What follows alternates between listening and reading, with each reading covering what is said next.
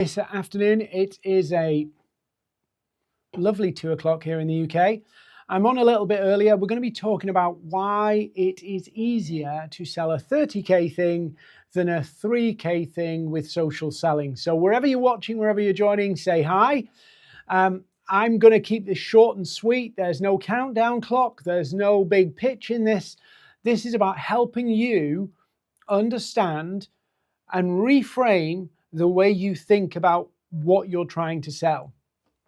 Now, if you've never joined any of these before, it is me sharing my thoughts with you from 25 years in business and the last 14, 15 years of actually helping people get clients on social media without big audiences, without doing crazy social media influencer tactics. So I'm going to walk you through why it's easier for you to sell a 30K thing than a 3K thing.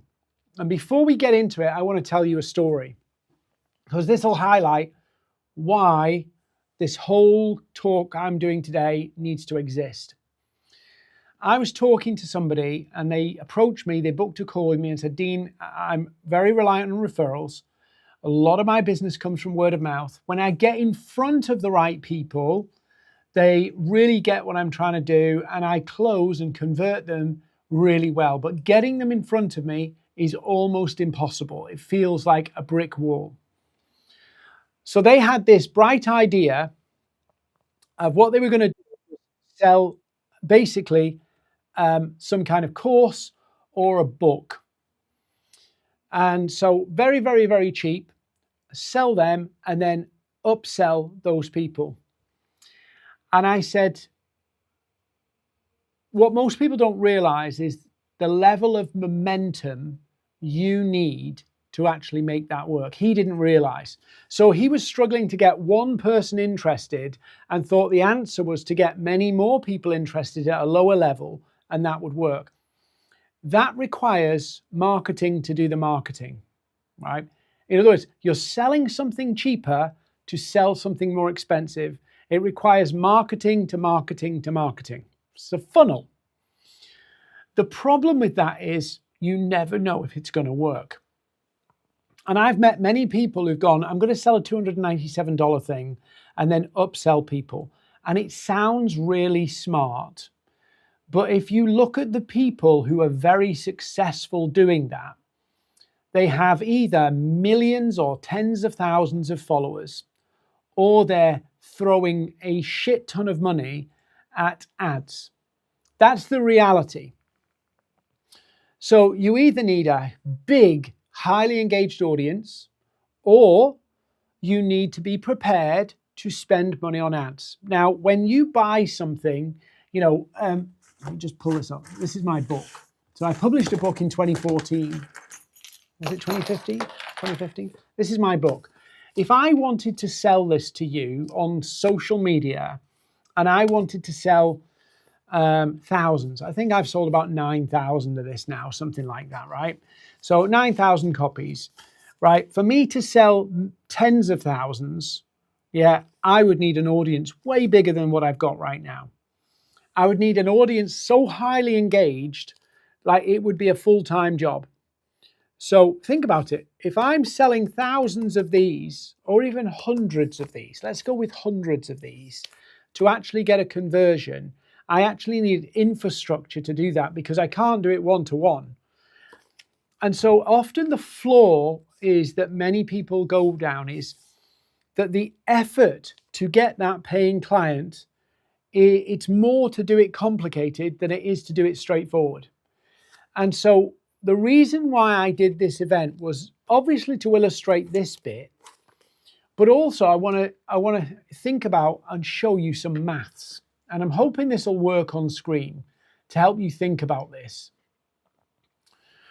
So let me see if I can make this a bit bigger so you can see it. This is my lead calculator that I use in a lot of my workshops. And I'm going to change the layout so you can see it a little better. How's that? Right. So here we go. So this is my lead calculator. And the way it works is when a client comes to me, I'm trying to help them assess how many leads they need to make a sale. It's a bit annoying that I can't make this full screen. Let me see if I can do picture in picture. There we go. So what I'll do is I will sit with the client and go, okay, what are you selling? And what's your revenue goals? That's the first thing. This will all make sense in a moment, but I want you to bear with me and go through these maths with me. Let's say the goal is $20,000 of new business in a month. Now, this is where most people get this wrong. $20,000, and then I go, so what's your average sale price? What's this thing you're selling? Now, I'll just tell you, very, very often, clients will say, well, it depends. When they say the word it depends, that tells me they have no focus. They're not focused on what they're selling. So let me show you what I do. If I'm going to sell my one-to-one coaching program, so in those 6 months where I get you into revenue, and it's $15,000. Sometimes I'll do it a little bit cheaper for some people. So let's say it's $13,000. I do it a little bit cheaper. Sometimes people ask me, is there any deal I can do? And usually sometimes I'll say, well, if you sign within the next 7 days, you can have this much off. So I do little incentives like that. For me to get to $20,000, I need 2 clients, but that's only half the story. Yeah, 2 clients. So when we reverse backwards through what we need to do to get those 2 clients, there is a certain number of leads I need, proposals and calls. There are a number of leads I need to get that number. Most people know what I'm saying here, but this next part of what I'm saying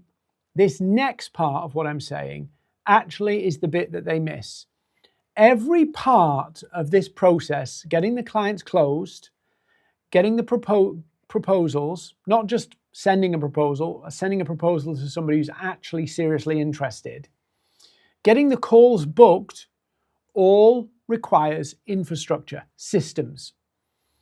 If you don't have those systems, you will make it up as you go along.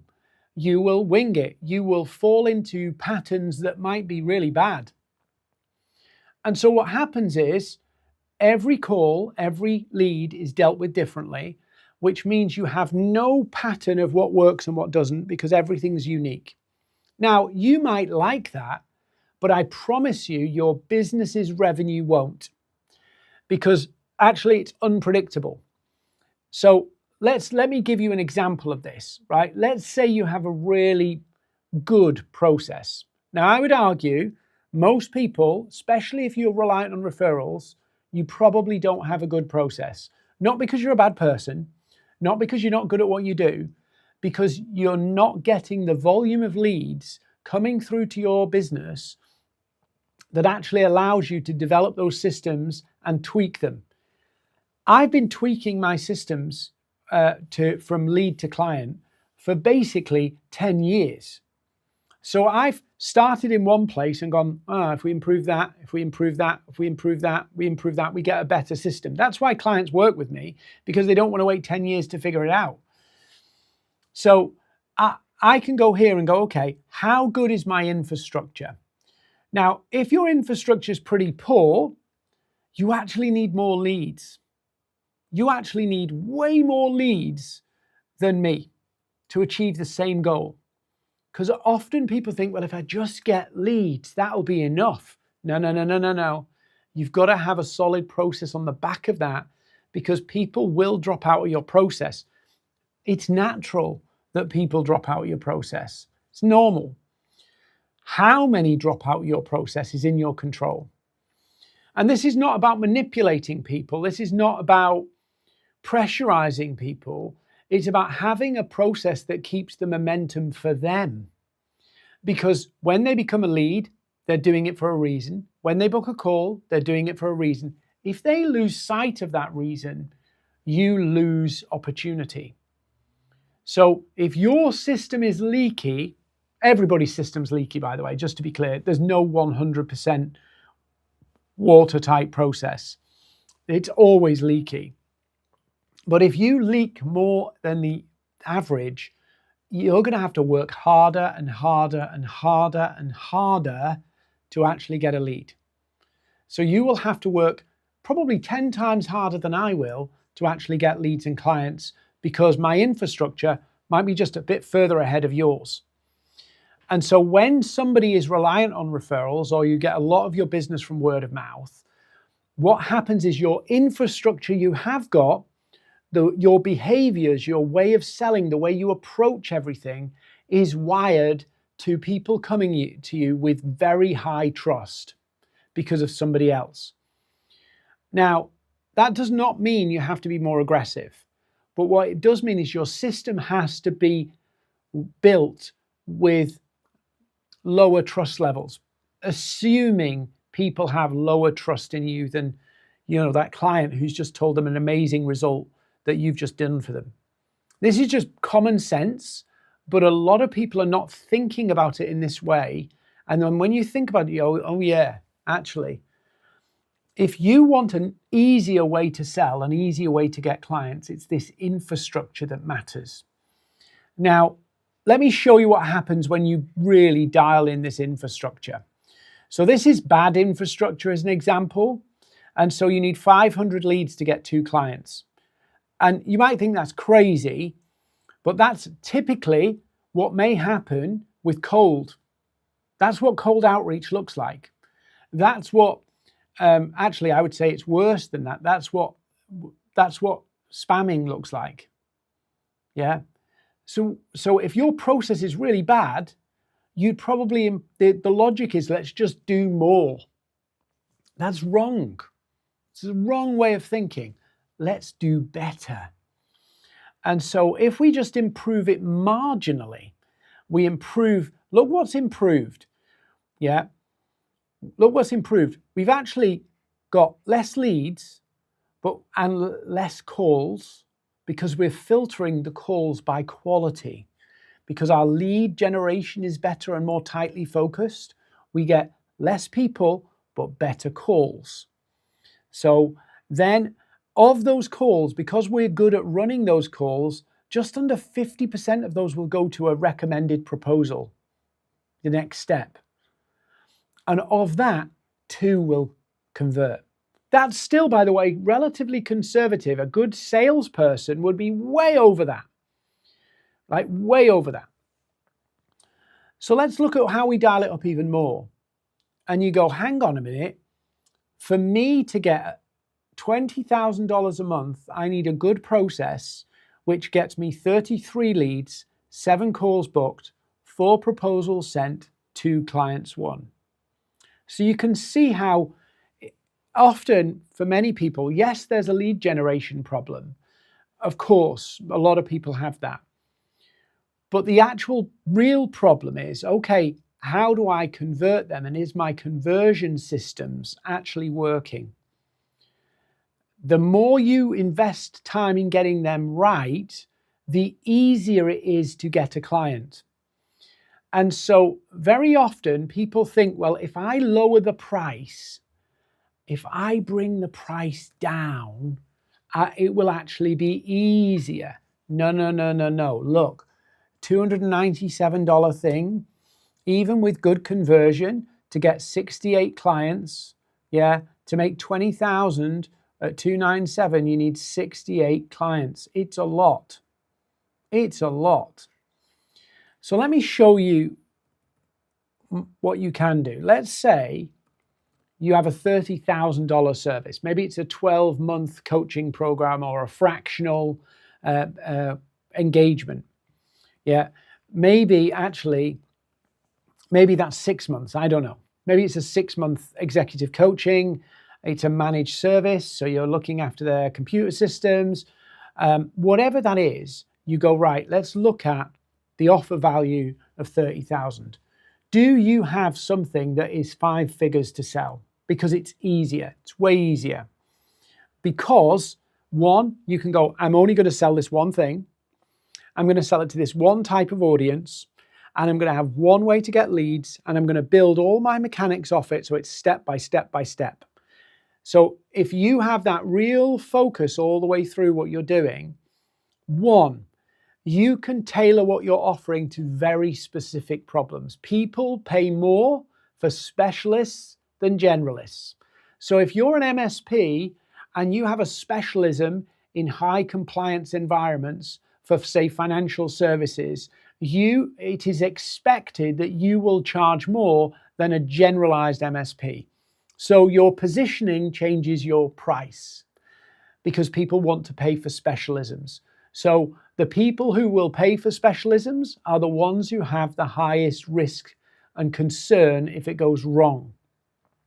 So if an MSP for an for a financial services company messes up and there's a data breach, there's significant downtime, it can actually cause them legal problems. So they are more likely to pay more for that kind of service.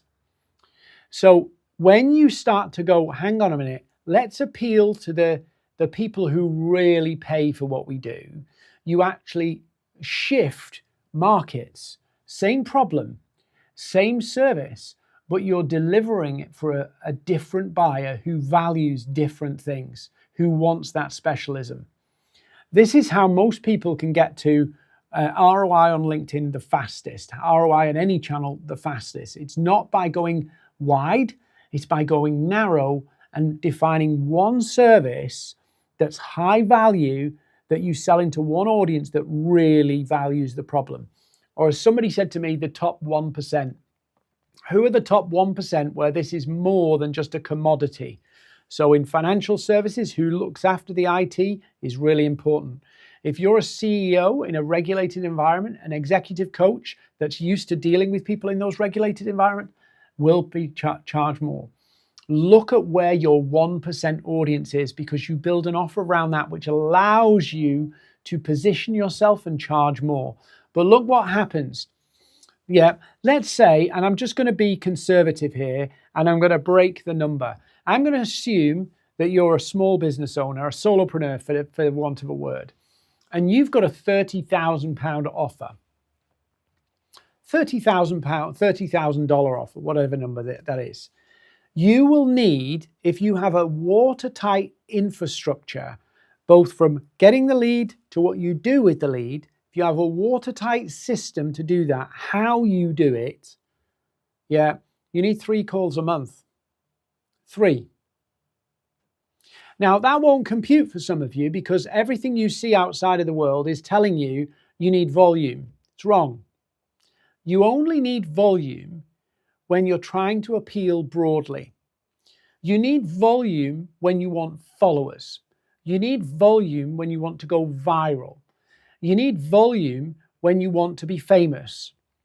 But actually, to make serious money, some of the most profitable companies that you can see on planet Earth, you will never know their name because they don't need this big mass marketing thing. You don't see Rolls-Royce marketing and putting ads up on Facebook. Why? Wrong places.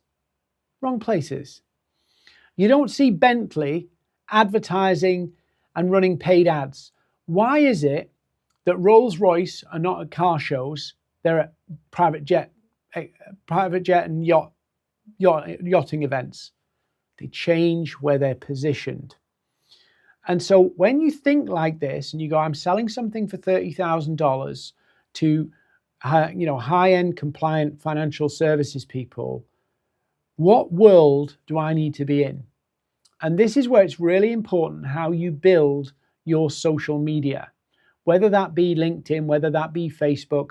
Who are you hanging around? Which world are you in? One of the funny things I see on Facebook, which is really funny, is I see the coaches all hanging out with each other. And I'm like, where's the buyers? There's a reason why most coaches make no money because they're all hanging out with each other, coaching each other, which might be great for professional improvement, CPD. But actually, if you want to be good on Facebook at getting those $30,000, $40,000 deals, you need to be in the Facebook rooms, the Facebook groups with the people who are actually in the lawyers groups. You need to be in a different world. Same on LinkedIn. Who's in your network? Have you got the CEOs and CFOs of financial services firms in your network, or have you got a load of people who do what you do? Have you got a load of people who are your colleagues? So the lead generation is not the beginning of the process, actually the positioning of who you are and who you hang around with, and what world you're operating, the ecosystem you're in really does matter. Really does matter. So I would personally audit, what world are you operating in? Number two, then, what am I actually going to sell? Like, not I can sell 5 things. In my mind, what am I focused on? What am I focused on? Because if you're not focused on anything, you're not driving anything. Your content's all over the place. You're not leading anybody anywhere. And this is not about being pushy. This is not about being spammy or aggressive. It's about focus.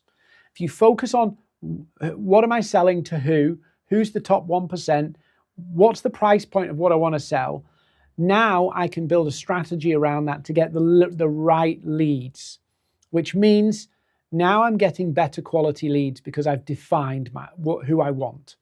Now, okay, now I need the infrastructure of my calls. What am I doing in those calls? What am I doing to get the calls? How do I run the calls? How do I follow up the calls? All of that process so that it keeps the momentum, so you keep your conversion rate high. The higher your conversion rate, the less leads you need. The higher value your service, the less clients you need, which means you can offer a superior service. You can pace yourself. You can focus more time on client delivery, less time on marketing. Some people are spending so much time on marketing and yielding nothing, and yet the logic of what I'm saying, they already know. So as you start to build this improved process, your lead value that you need starts to come down. And so you can see, literally, right, if I do this really well, it's broken a little bit there. There we go. Yeah. It could be as little as 12 high quality leads per month. Now, I like to reverse engineer processes, because when you reverse engineer what you're trying to do, you start from where do I want to be, and you work backwards. You start to see, okay, all of these things are essential in the journey. There's a really useful stat that if you want a sustainable business, you probably need an ecosystem around you of about 1,000 ICPs. 1,000. Now that might seem a lot to some of you. That might not seem enough to a few of you. It all depends on what your average the value of your services are.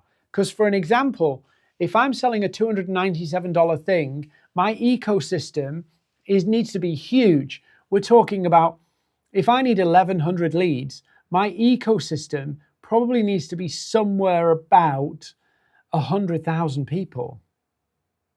100,000 if I need 1,100 leads, because, you know, roughly about 1%. But if I'm selling a $30,000 service, yeah, I need about 1,000. No, yeah, there or thereabouts. Yeah, 1,200, something like that. That's the magic of this. So, low volume, high value model. And the reason I'm sharing this is not because I think I'm going to reveal something transformative, although some of you looking at it in this way, it's probably gone, oh yeah, right? I'm not teaching you here anything you don't know. You already know this. The issue is you've probably skirted over it. You've probably not gone, okay, I need to think about this carefully. And then our human animal brain has kind of kicked in and gone, let's go volume, let's go volume, let's go volume. As soon as you go volume, you weaken your offer, you weaken your relevance to the target audience, you weaken your process, you weaken your calls, you weaken your proposals, you weaken everything. You dilute it. What I'm talking about is you have a potent process. So it's up to you what you do. It's your business at the end of the day. But how many leads would you rather have to deal with? Is it 10? Is it 12? You know, I'm not saying to you that you completely reshape your business model, but what I can tell you is if you don't have the volume of ecosystem, if you do not have 100,000 people circling in your ecosystem, whether that be engaged network, whether that be email list, whether it be followers, whatever we're looking at in terms of that ecosystem and how we choose to define it. I choose to define it as engaged audience. If you're selling $30,000 things and you only need one customer a month, your engaged audience is probably going to be, let's go worst case, 90 leads, let's say 3,000 ecosystem. Now, why am I saying a 3,000 ecosystem? 3% is a good number to go lead to ecosystem metric. If you've got 90 leads, then basically that would give you 3,000 total ecosystem. But most people should be around here, yeah, about here. So if let's just go 2,000 ecosystem.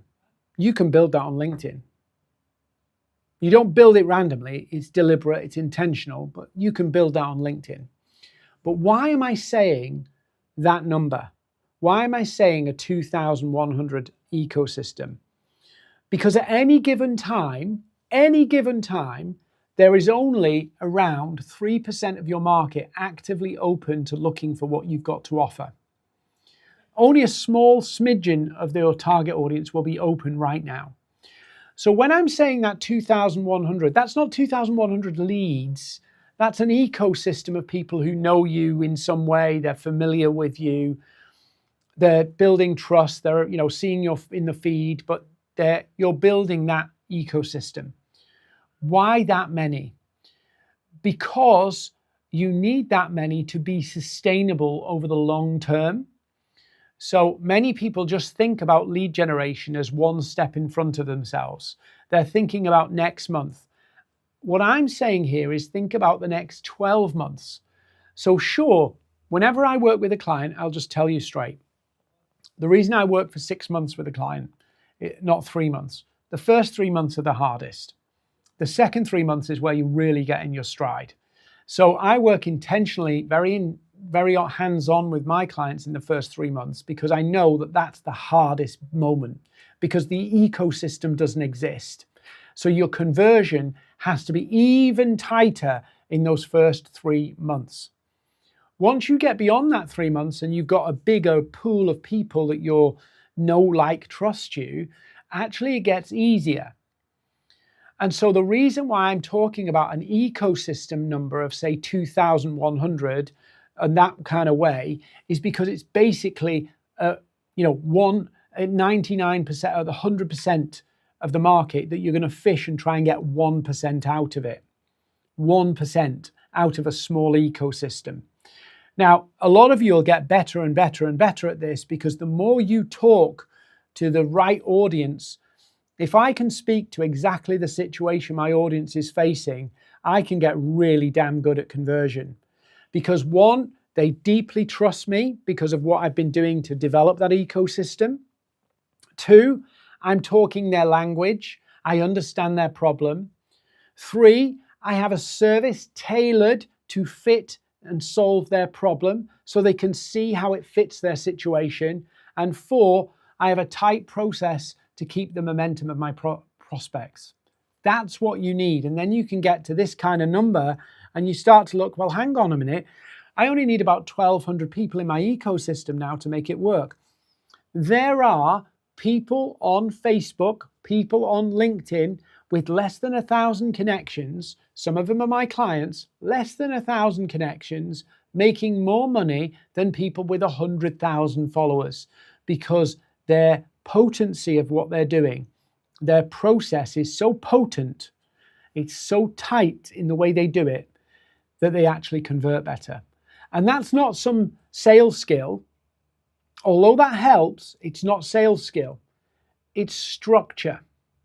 It's focus. If I know who my ICP is, I know what problems they've got, and I know what I'm selling, my content, my profile, my process all gets clearer and sharper.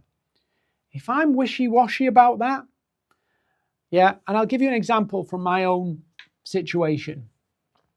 When I started helping people get clients on LinkedIn, I had in my head salespeople, marketing teams, and business owners.